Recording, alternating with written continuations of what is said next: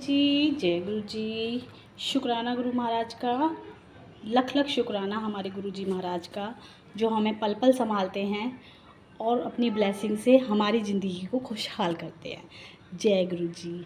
ओम नमः शिवाय, शिव जी सदा सहाय। ओम नमः शिवाय, गुरु जी सदा सहाय। संगत जी, कोई भी अपना इस चैनल पर अपना सत्संग शेयर करना चाहता है गुरु जी के चरणों में, तो नीचे दिए हुए नंबर पे आप अपना सत्संग रिकॉर्ड करके भेज सकते हैं। जय गुरु जी। संगत जी, आज का जो सत्संग है वो मेरा खुद का सत्संग है, क्योंकि मेरी लाइफ में बहुत सारी प्रॉब्लम थी, बहुत ही सारी।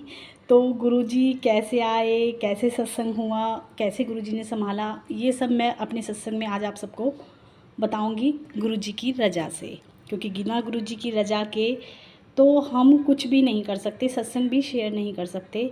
क्योंकि कहते हैं ना, सत्संग गुरुजी का होता है तो शब्द भी गुरुजी के ही होते हैं। जय गुरु जी। जय गुरु जी। संगत जी, सबसे पहले तो मैं ये बताना चाहूँगी कि मेरी शादी को 25 साल हो गए हैं और मेरे घर में कभी भी कोई भी शुभ काम घर में नहीं हुआ है। हमने घर भी बना लिया है, तब भी हमारे घर में कभी कीर्तन, कभी हवन, हमारे घर में कभी कुछ नहीं होता संगत जी, कभी भी। और अगर कभी हम प्रोग्राम बनाते हैं कि हम घर में कुछ शुभ करें, तो संगत जी कुछ ऐसा होता है कि हमारे घर में वो अड़चन आ जाती है, या मेरे हस्बैंड नहीं मानते हैं, या जो भी होता है, लेकिन हमारे घर में कभी कुछ भी शुभ कार्य नहीं होता। पहली बात तो ये। दूसरी बात ये संगत जी कि जैसे ही फेस्टिवल्स आते हैं या नवरात्रे आते हैं, मुझे नहीं पता हमारे घर में क्या दिक्कत है, मुझे नहीं पता क्या चीज़ें हैं, लेकिन जब भी नवरात्रे आते हैं या दिवाली आती है, दिवाली की, तो हमारे घर में इतना कलेश हो जाता है संगत जी, इतना कलेश हो जाता है कि हमारे घर में त्यौहार भी अच्छे से नहीं मनते हैं। तो आज इसलिए सत्संग में मुझे बताना इसलिए ज़रूरी है कि गुरुजी ने आज मतलब ब्लेसिंग देते देते देते देते आज इस मुकाम पे पहुंचा दिया है, या आज मुझे यहाँ ले आए हैं कि मेरे घर में सब कुछ होता है, प्लस सत्संग भी होते हैं, सब कुछ होते हैं। तो आज मैं सत्संग में सिर्फ आपको यही बता रही हूँ कि फर्स्ट जो मेरी ज़िंदगी का पहला जो हमारे घर में सत्संग हुआ था, गुरुजी का वेलकम हुआ था, तो वो किस तरीके से हुआ था, वो मेरा एक अलग ही अनुभव है। क्योंकि शायद ही किसी के घर में ऐसे सत्संग हुआ हो जैसे मेरे घर में हुआ था। तो प्लीज़ पूरा सुनिएगा, बहुत अच्छा सत्संग है संगत जी। तो जिन आंटी ने मुझे गुरुजी के मंदिर भेजा था पहली बार, ये बोल के कि शिवलिंग है वहाँ पे और तू वहाँ जा, तुझे भोलेनाथ से बहुत प्यार है, वो मैं सत्संग पहले सुना चुकी हूँ, तो उसको मैं ज़्यादा नहीं बताऊँगी। तो जब मैं वहाँ से आई तो उन आंटी का ही कॉल आया, तो वो मेरे से ये बोली कि सोनू, तेरे घर में कभी भी कोई शुभ कार्य नहीं होता है, तो तू ऐसे कर, तू ओम नमः शिवाय का जाप करा घर में, और तू एक अकेली जाप करे, और अकेले करने से तो देख तुझे पता है कितना वो पड़ता है, और खूब सारी लेडीज़ बैठी होंगी और ओम नमः शिवाय का जाप होगा, तो तुझे पता है कि वो कितना असर करेगा। ठीक है, एक तो बात ये संगत जी। और दूसरी बात ये कि वो आंटी पहले से सत्संग अटेंड कर चुकी थी, लेकिन उन्होंने मुझे फिर भी यही बोला कि ओम नमः शिवाय का जाप करा ले, जबकि उनको पता है प्रॉपर कि कैसे सत्संग होता है, गुरबानी चलती है। शायद गुरुजी की मर्ज़ी यही थी कि वो मुझे इतना ही बताए, क्योंकि अगर वो मुझे ये बताती कि 2 घंटे का सत्संग होता है, गुरबानी होती है, या जो भी तरीका होता है, तो शायद संगत जी मेरे घर में सत्संग होता ही नहीं। क्योंकि पहली बात तो मैं गुरुओं को नहीं मानती, गुरबानी को मेरे को समझ में नहीं आती, पंजाबी में से मेरा कोई मतलब नहीं है, तो शायद नहीं होता। तो शायद गुरुजी की आज्ञा यही थी उन आंटी के लिए कि इतना ही बताना चाहते थे गुरुजी मुझे, जिससे हमारे घर में सत्संग हो जाए। तो मैंने फिर आंटी को खुद ही बोला, क्योंकि मुझे भोले बाबा से बहुत प्यार है संगत जी, मैं उनको उनसे बहुत लगाव है। तो मैंने आंटी को खुद से कॉल किया कि दीदी मेरे को ना अगर सत्संग कराना है तो मैं कैसे कराऊं, या मैं कैसे ओम नमः शिवाय का जाप कराऊं। तो वो बोली, मैं तेरे को किसी का नंबर देती हूँ, तू उनसे बात कर ले, या फिर मैं उनको तेरे घर ही भेज देती हूँ। तो अगले ही दिन वो आंटी, जो मेरे आज बहुत करीबी हैं, बहुत प्यारी आंटी हैं, जिनको मैं बहुत प्यार करती हूँ गुरुजी की कृपा से, तो वो आई और आके मेरे को थोड़ा अटपटा लगा जैसे वो बातें कर रही थी। गुरु जी माफ़ करें मुझे, क्योंकि वो अपना काम अच्छे से कर रही थी, पर हमें सत्संग के बारे में कुछ नहीं पता था, तो वो चीज़ें मुझे बड़ी अजीब लग रही थी। वो खाने पीने की बातें कर रही थी, क्या बनाना है, कैसे करना है, तुम्हारा बजट कितना है, हम लंगर प्रसाद कर लें या हम समोसा प्रसाद कर लें। तो एक बार मेरे मन में आया, मैंने कि ये कैसा सत्संग कर रहे हैं, ये सॉरी सत्संग नहीं बोला था मैंने, ओम नमः शिवाय का जाप ही बोला था मैंने, सत्संग नहीं बोला था संगत जी, क्योंकि मुझे सत्संग का नहीं पता, मुझे ओम नमः शिवाय के जाप के बारे में बोला गया था। तो मैंने कि ऐसा कैसा जाप करेंगे ये, कि ये तो समोसा और ये खाने पीने की पूड़ियों की बातें कर रहे हैं। तो मैंने उन आंटी के सामने कुछ नहीं बोला संगत जी। फिर मैंने उन आंटी को, दूसरी आंटी को फ़ोन किया कि दीदी ये कैसा ओम नमः शिवाय का जाप कर रहे हैं, मैंने ये तो खाना वाना बनाने की बात कर रहे हैं। और मैंने कि मुझे तो बिल्कुल ही पसंद नहीं है ये चीज़ें कि मैं इतना खाना बनाए, ये कहीं मैंने हलवाई तो लगेंगे नहीं और मैं इतना मैनेज नहीं कर पाऊँगी। तो वो आंटी इतनी प्यारी हैं कि उन्होंने उस आंटी को तुरंत बताया और अगले दिन वो फिर मेरे पास आई। तो वो मेरे से खुद से बोली, सुनो अगर तुम्हारा बजट नहीं है तो आप समोसा प्रसाद भी कर सकते हो। तो मन में एक टरकाने वाला कि अब तो बात चल गई है, ओम नमः शिवाय का मुझे जाप कराना है और अब बात चल गई है तो अब तो ये कराना ही पड़ेगा, और अब मैं ये भी नहीं बोल सकती कि मेरा समोसे का भी बजट नहीं है।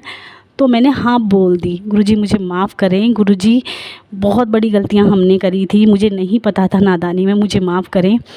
तो अगले दिन वो उनका फ़ोन आया, बोली सोनू मैं गुरुजी का स्वरूप लेके आ रही हूँ और तू गुरुजी का वेलकम करियो और दोनों कोरे सरा दियो, जो तो आरती करियो।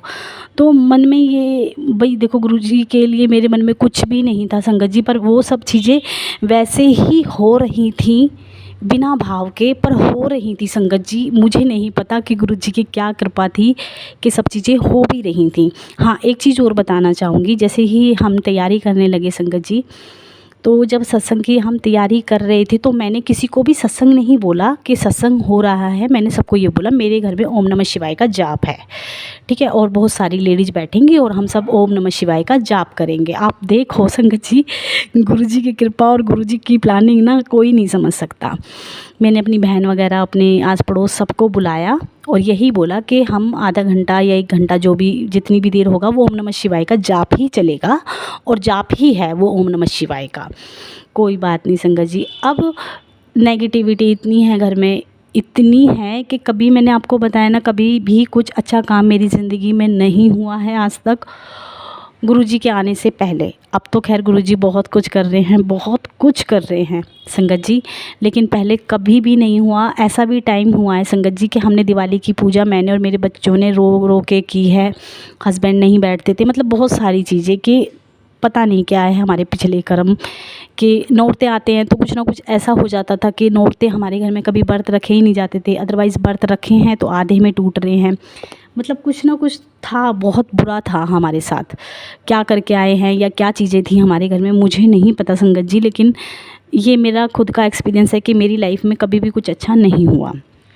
अब संगत जी शाम हुई, मन मार के मैंने कितना खर्चा हो रहा है, जबकि गुरुजी नहीं कहते हैं कि इतना खर्चा करो, लेकिन उन आंटी ने मुझे बोला था जो जो सामान मैं लेके आ रही हूँ, लेकिन बिना मन के संगत जी बिल्कुल, क्योंकि मुझे वो एक प्रेशर वाला काम लग रहा था कि क्या ओम नमः शिवाय का जाप कराना था कि बस ये पता नहीं क्या करने में लगी हुई हूँ मैं, क्या फूल लेके आ रही हूँ, क्या कर रही हूँ पता नहीं। मैं गुरुजी माफ़ करना, मुझे कुछ भी नहीं पता था उस वक्त आपकी नादान बेटी को, मैं सब कुछ मैनेज कर रही हूँ। फिर क्या हुआ संगत जी, मेरा बेटा है और इसके पापा उस वक्त नहीं थे घर पे, क्योंकि हम उनके बिना ही घर में ये सब कुछ कर सकते थे, क्योंकि वो और भी ज़्यादा स्ट्रिक्ट हैं, वो घर में ऐसी कोई भी चीज़ अलाउ नहीं करते हैं।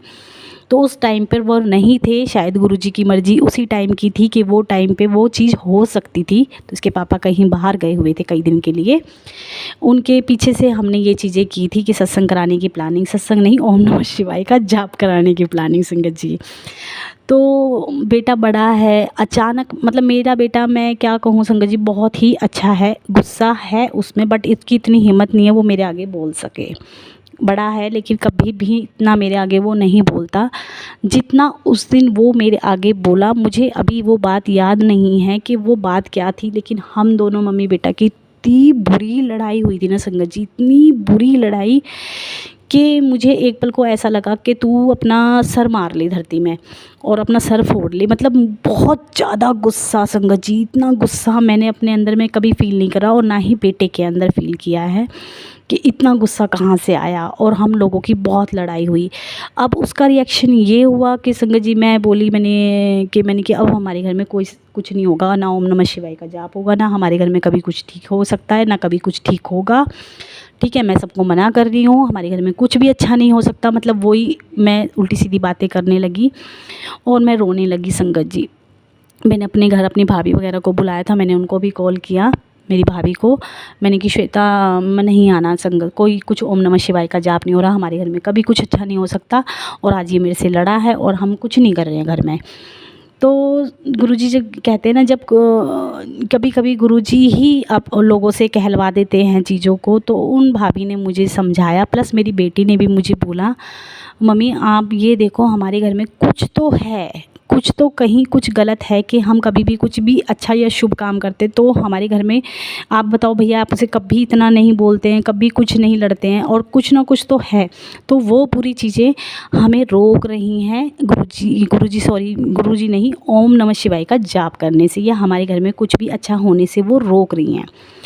तो संगत जी ये बात मेरे एकदम दिमाग में बैठ गई कि शायद बेटी या भाभी दोनों ठीक कह रही हैं। मेरी भाभी ने भी मुझे यही बोला कि भाभी दीदी जो वो चाहती हैं ना बुरी चीज़ें या जो भी चीज़ें हैं वो आपको रोक रही हैं, और आपको इन्हीं चीज़ों से लड़के अपने घर में जो भी आप अशुभ काम कर रहे हो वो करना है। तो आप इन सब चीज़ों को इग्नोर करो, और अपनी जो चीज़ें आप कर रहे हो वो सबसे अच्छा कर रहे हो, और आप करो। किसी भी हालत में ये चीज़ें रोकनी नहीं चाहिए। आप अपने घर में जो बना रहे हो ओम नमः शिवाय का जाप जो भी कर रहे हो वो करो।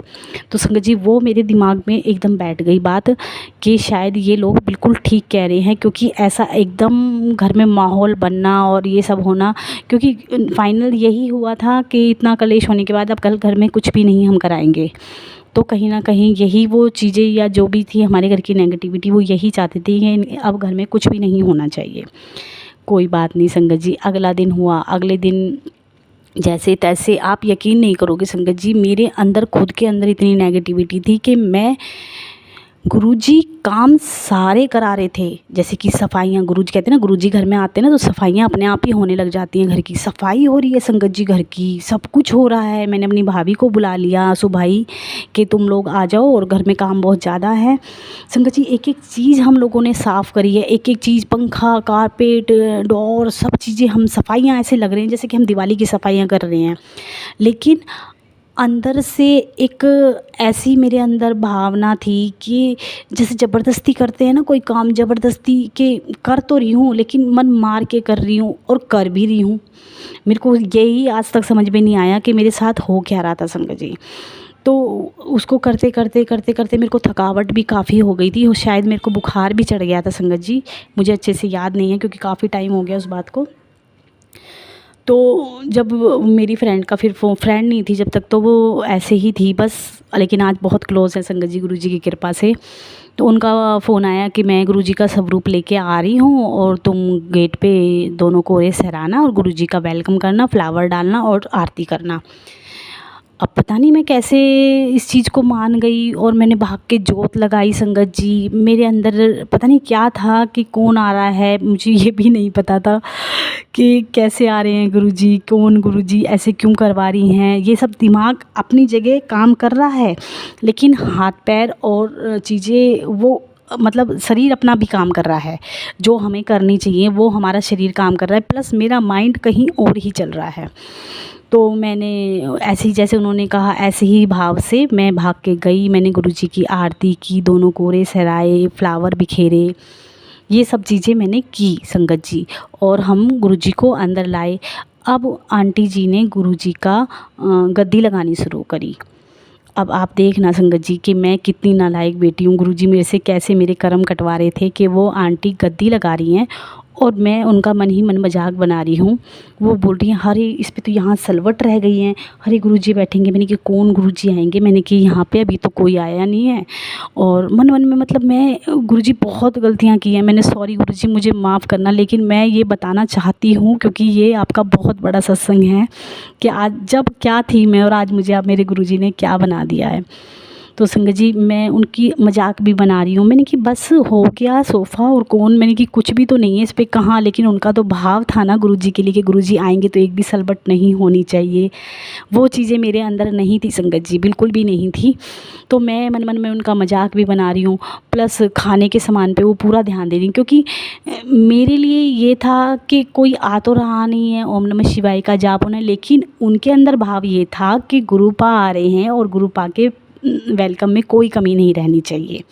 मुझे तो इन सब चीज़ों का नहीं पता था, तो मेरा भाव अलग था और उनका तो भाव ही अलग था, क्योंकि उनको तो पता था गुरुपा आ रहे हैं, उनकी वेलकम में उनकी किसी चीज़ में कोई कमी नहीं रहनी चाहिए। संगत जी बहुत अच्छे से हमने लोगों ने डेकोरेशन की, मैंने नहीं की, लेकिन जितने भी फ्लावर वगैरह लगाए थे वो मेरी आंटी और मेरी बेटी ने लगाए थे। और मुझे कुछ भी समझ में नहीं आ रहा था, सब मेरी समझ से बाहर था। ऐसे चोला लगा दें, ऐसे मैंने देख लो जो आपको करना है कर लो। मैंने कि जो ओम नमः शिवाय के जाप में इन सब चीज़ों की ज़रूरत वैसे है नहीं, ये मैंने उनको बोला। तो नादान थी गुरुजी, माफ़ करना। फिर संगत जी जैसे ही सत्संग शुरू हुआ और वेलकम बैंड हुआ और उन्होंने ताली बजानी शुरू करी गुरुजी के वेलकम में, तो मैं बोली, मैंने कि ये क्या कर रही हैं, मैंने कि कौन आ रहा है, चुप रहने के लिए बोल रही हैं। और सबसे बड़ी बात संगत जी, मैं एक जगह टिक के ना मुश्किल से 5 मिनट बैठ सकती हूँ, मैं 2 घंटे बैठ ही नहीं सकती, मेरे से इतनी देर बैठा भी नहीं जाता है। और मैं टिक के बैठने वाली हूँ ही नहीं, मैं गुरुजी अच्छे से जानते हैं उनकी बेटी कैसी है। तो जब गुरबानी शुरू हुई तो संगत जी वो मेरी समझ से बाहर, मैंने ये क्या चला दिया इन्होंने, तो पंजाबियों का कुछ चला दिया, ओम नमः शिवाय का जाप कहाँ है। और भैया वो जैसे ही मैं उनकी तरफ इशारा करूं संगत जी बोलने के लिए, पूछने के लिए कि ये क्या हो रहा है, वो तुरंत मेरे को ऐसे होठों पे उंगली रख के बोले कि चुप बैठ। अब भैया मैं चुप बैठ जाऊँ, मेरी बहन आई मेरे से बोले कि ये क्या हो रहा है, तो ओम नमः शिवाय का जाप करा रही थी। मैंने कि बहन करा तो मैं ओम नमः शिवाय का ही जाप रही थी, मुझे भी नहीं पता ये क्या हो रहा है। तो कोई बात नहीं, मेरे पीछे मेरी फ्रेंड भी बैठी थी, वो भी चुपचाप बैठी है, मतलब सब चुप बैठे हैं। और मेरे को ये था कि जैसे हम लोगों ने तो कीर्तन ही देखा था कि कीर्तन होता है, ढोलक वोलक बजती है, अगर ये कीर्तन भी है तो ये भी वो चीज़ नहीं है, प्लस ये ओम नमः शिवाय का जाप भी नहीं है। अब भैया कोई नहीं संगत जी, मैं बहुत देर तक ऐसी चीज़ें लगी। फिर वो आंटियाँ किचन में लगी, संगत जी गुरुजी मुझे माफ़ करना, मैंने बहुत गलतियाँ की हैं, मैं फिर सॉरी मांगूंगी आपसे। तो फिर वो आंटियाँ किचन में लग गई। तो अब कुछ मेरा नेचर ऐसा है कि मुझे किचन में कोई पसंद नहीं आता संगत जी। अब मैं मन मन में सोचूं कि इनको तो कि खुद को तो यहाँ बैठना नहीं है और मुझे यहाँ बिठा दिया है, ऊपर से ये मेरे किचन में लग रही हैं। और ये मेरे किचन में तो इन्होंने पूरा गदर मचा रखा है, तो ये तो खाने पीने ही आई है, इनको किसी चीज़ से कोई मतलब ही नहीं है। क्योंकि संगत जी मैंने कभी कोई सत्संग देखा ही नहीं था, ना मुझे किसी चीज़ का कुछ पता था। तो ये मेरे दिमाग में उस वक्त सब चीज़ें चल रही थी जो मैं आपको अपने सत्संग में बता रही हूँ।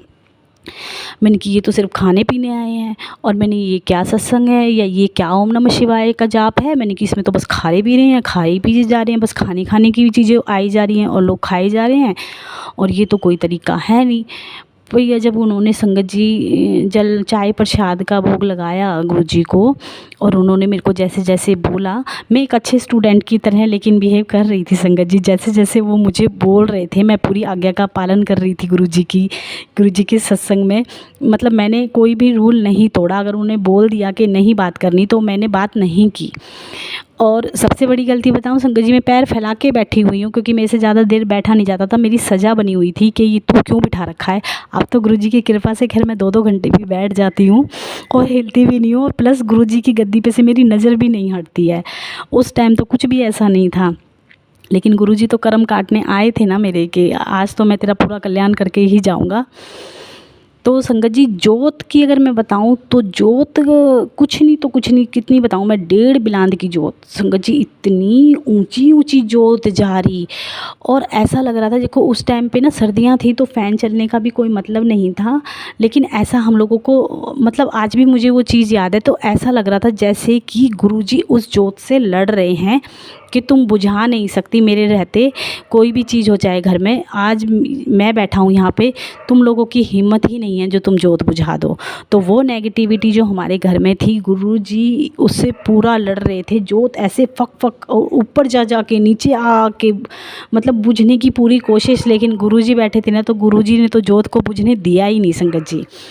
फिर एक चीज़ और हुई संगत जी कि जब हमने गुरुजी को चाय प्रसाद खिलाया या भोग लगाया था, तो एकदम किचन में जैसे ही वो मत्था टेक के मैं आके बैठ गई, तो बैठी नहीं, हाँ शायद बैठ गई थी, हाँ संगत जी मैं वापस आके बैठ गई तो उन्होंने एकदम बड़ा शोर सा हुआ किचन में, देखो गुरुजी आए हैं, गुरुजी आए हैं। मैंने गुरुजी तो आए नहीं है, नीचे का गेट तो हमने बंद कर रखा है।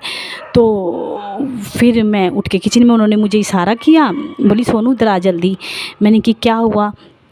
बोली देख, हमने इतने सत्संग किए हैं, हमने इतने सत्संगों में गए हैं, लेकिन जैसा तेरे घर में गुरुजी ने भोग लगाया है ना, हमने कभी किसी के घर में गुरुजी को ऐसे भोग लगाते नहीं देखा। और देख गुरुजी ने ना चम्मच से डिप करके जो डॉट आई हुई हैं चाय की, चाय प्रसाद की, और गुरुजी ने भोग लगाया है, और ऐसा भोग हमने कभी नहीं देखा।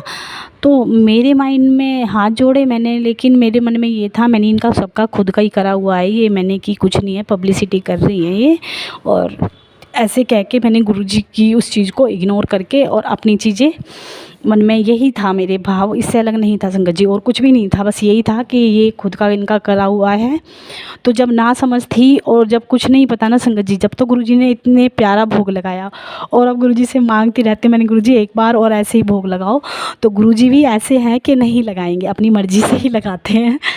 तो उसके बाद कई बार सत्संग हुए, लेकिन ऐसा कभी इतना प्यारा भोग गुरुजी ने नहीं लगाया।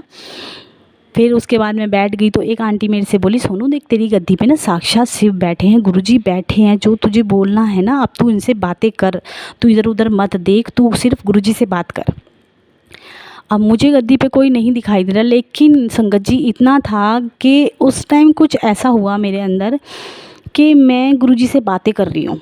और बातें क्या कर रही हूँ मैंने, कि मैं आपको नहीं जानती ना, मेरे को आपसे इतना लगाव है, आप होंगे जिनके गुरुजी होंगे, मैं आपको गुरुजी नहीं मानती, मैं अपने भोले बाबा को बहुत प्यार करती हूँ, और मेरे भोले बाबा की जगह कोई भी नहीं ले सकता, आप भी नहीं ले सकते। और अगर आप मेरे घर की चीज़ें ठीक कर भी देते हो तो मैं आपको भोले बाबा की जगह नहीं दूंगी। अब मुझे क्या पता था संगत जी कि मैं गुरुजी से, भोले बाबा से ही दोनों एक ही हैं, और मैं गुरुजी किसी की जगह नहीं ले रहे, वो खुद से ही माँ शिव हैं। तो मैं गुरुजी से ये सब बातें कर रही थी, और मैं अपने गुरुजी, अपने भोले बाबा की जगह आपको नहीं देने वाली हूँ। मैं ये सब बातें अपने गुरुजी से कर रही थी उस टाइम पे, लेकिन गुरुजी से मुझे कोई प्यार नहीं था, सिर्फ उस वक्त भी मैं उनसे लड़ रही हूँ। कोई बात नहीं संगत जी, फिर ऐसे ही मतलब मैं, मेरे ख्याल से आधा घंटा मैंने गुरुजी से ऐसे ही बातें की। तो मुझे कुछ याद है, हल्का सा ऐसा हुआ था मेरे साथ कि गुरुजी का जो सर है ना, मुझे सर के पास बार बार शिव जी की परछाई दिख रही थी संगत जी। अब मुझे नहीं पता था, लेकिन मैं ये सोच रही थी कि ये तेरा वहम है। उस टाइम मुझे गुरुजी के मिरेकल और गुरुजी के चमत्कार और गुरुजी की ब्लेसिंग के बारे में कुछ नहीं पता था। तो उस वक्त मुझे ये वहम ही लग रहा था कि वहम है, ऐसा कोई होता है कि इनके सर में भोले बाबा क्यों दिख रहे हैं। मैंने कि आज मैं ज़्यादा याद कर रही हूँ अपने भोले बाबा को, इसलिए मुझे ऐसा फील हो रहा है।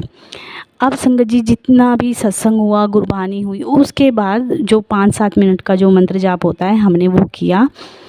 तो मैं बोली, मैंने कि ये ओम नमः शिवाय का जाप तो अब हो रहा है, ये क्या कर रहे थे। मैंने कि मैं तो 2 घंटे से ओम नमः शिवाय का जाप का वेट कर रही हूँ, और ये अब ओम नमः शिवाय का जाप कर रहे हैं। मैंने कि अभी 2 घंटे और लगेंगे यानी। तो वो सिर्फ 5 ही मिनट का हुआ संगत जी। मैं फिर भी मैंने कि इसी ओम नमः शिवाय के जाप के बारे में तो दीदी ने मुझे बताया था, और ये तो बिल्कुल जरा सा ही जाप हुआ है, तो फिर मेरे घर की नेगेटिविटी कैसे दूर होगी। अब मेरे मन में ये क्वेश्चन कि मेरे घर का सब कुछ कैसे ठीक होगा, ये तो 5 ही मिनट का मंत्र जाप हुआ है, बाकी तो इन्होंने टाइम वेस्ट कर दिया, पता नहीं क्या चला के बैठे हुए थे ये। अब ये क्या पता था, इतना पता ही नहीं था कि वो 2 घंटे का जो सत्संग हुआ है, नेगेटिविटी तो उससे ही दूर होनी है। गुरुजी साक्षात आके हमारे घर में गद्दी पे बैठे हुए थे और दर्शन भी दे रहे थे। मैं ना समझती, मुझे नहीं पता था। गुरुजी मुझे माफ़ करना, प्लीज़ माफ़ करना अपनी बेटी को, लेकिन मैं सत्संग ज़रूर सुनाना चाहती हूँ। मैं क्या करूँ, क्योंकि ये मेरा फर्स्ट सत्संग जब मेरे घर में हुआ था, मेरी ये फीलिंग थी, ये सब चीज़ें मेरे साथ हो रही थी। तो संगत जी फिर सत्संग ख़त्म हुआ, अब ख़त्म होने के बाद मतलब जब वो ब्रेड पकौड़ा प्रसाद दे रहे थे तो संगत जी मतलब घर में पता नहीं क्या था क्या नहीं था। जितनी भी आंटी थी उनकी फ़ोन आए, जितने भी जो आए थे, जैसे कि हम बाद में मिले थे, तो उन्होंने बताया कि जितने भी हमने, क्योंकि क्वांटिटी कम मंगाई थी मैंने ब्रेड पकोड़े की, मैंने गिनती करके नहीं मंगाए थे, और संगत गुरुजी की कृपा से काफ़ी आ गई थी।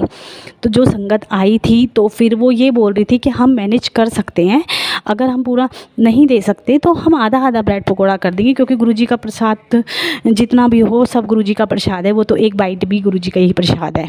तो उन्होंने जितने भी ब्रेड पकोड़े दिए थे वो हाफ़ हाफ़ करके दिए थे संगत जी। तो आधे आधे ब्रेड पकोड़े जब उन्होंने करे तो संगत जी वो आंटी मुझे बता रही थी कि हर ब्रेड पकोड़े में बाल था, हर ब्रेड पकोड़े में, जितने भी ब्रेड पकोड़े थे सब में बाल थे। तो ये भी गुरुजी की ही कृपा थी, क्या मेरे घर की नेगेटिविटी थी मुझे नहीं पता। लेकिन एक चीज़ और बताऊंगी कि उन आंटी का फ़ोन आया था तो वो ये भी बोल रही थी, जितने ही आंटियां घर में आई थी और जिन्होंने भी गुरुजी के सत्संग में लंगर प्रसाद या सेवा दी थी, उनको मेरे घर से निकलने के बाद संगत जी घर पकड़ना भारी हो गया था और अगले दिन सब बीमार थी। तो उनके कॉल आए थे रूबी आंटी के, वो मेरे को बोल रही थी, बोली सोनू पता नहीं तेरे घर में कौन सी बला थी या क्या था हमें नहीं पता, लेकिन हम लोगों को घर से निकलने के बाद घर पकड़ना भारी हो गया और हम चारों पांचों बीमार हैं, सबको फीवर है, सबको थकावट है, सबकी, किसी के टूटन है शरीर में, किसी के कुछ है। तो ये सब चीज़ें हम लोगों के साथ हुई। लेकिन संगत जी वो दिन, वो गुरुजी का पहला सत्संग जो मेरे घर में हुआ था, और उसके बाद तो कोई गिनती नहीं है कि गुरुजी ने मेरे घर में कितने सत्संग कराए हैं, मैंने कभी नहीं गिने।